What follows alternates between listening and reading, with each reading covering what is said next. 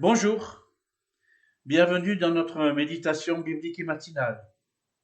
Ce matin, une réflexion générale sur le fait que la même phrase, avec 2000 ans d'écart, peut avoir totalement changé de sens. Si aujourd'hui on te dit qu'as-tu fait de ton talent, on te demande comment as-tu pu gâcher un art, une manière agréable et facile et aisée de pratiquer une chose. Il y a 2000 ans, du temps de Jésus, qu'as-tu fait de ton talent? C'est le maître qui s'adresse à un serviteur et qui, avant de partir en voyage, lui a confié un talent d'or, l'équivalent de plusieurs années de salaire d'un ouvrier. Et ainsi donc, cette parabole des talents, dans l'évangile de Matthieu au chapitre 25,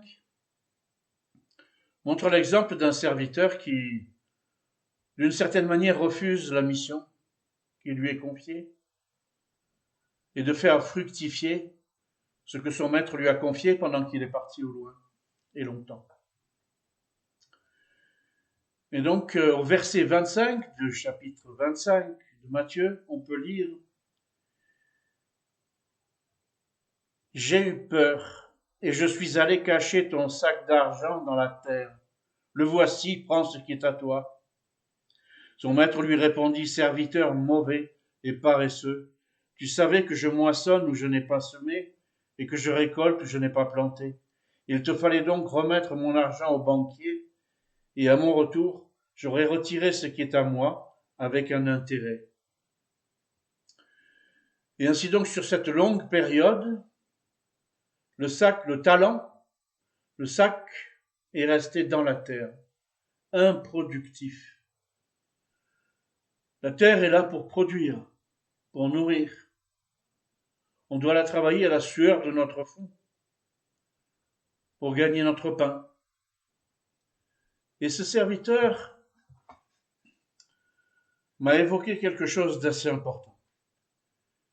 Il est possible de ne pas pouvoir empêcher la peur de vous saisir, pour tout un tas de raisons, par réflexe, par traumatisme, par angoisse, par responsabilité. Mais s'il est impossible d'empêcher la peur de vous saisir, il est essentiel qu'elle ne soit pas une motivation pour une décision. Il est impossible d'accepter qu'ils disent « j'ai eu peur et je suis resté dans ma peur et j'ai décidé de ne rien faire malgré que je sais ce que je te dois. »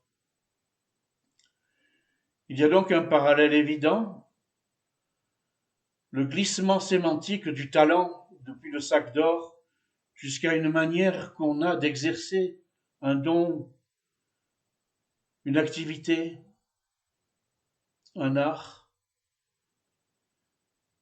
ne peut pas être pris en otage par la peur de ne pas réussir, de décevoir, de s'engager. La paresse est cachée derrière ce sentiment. Et ainsi, l'évangile de Matthieu, qui à cet endroit-là est assez dur, puisque la sanction sera forte. Le maître dira « retirez tout ce qu'il a et donnez-le à celui qui a déjà quelque chose. » On confiera à celui qui a et on retirera à celui même qui n'a rien. Si elle est dure, elle doit nous servir pour avancer, nous servir d'exemple. Il ne s'agit pas d'une menace, il s'agit d'une constatation. Qu'as-tu fait de ton talent? Je vous souhaite qu'il exerce aujourd'hui la totalité de sa capacité et que ce talent soit productif et que ce talent soit exercé pour la gloire de Dieu. Je vous souhaite une bonne journée.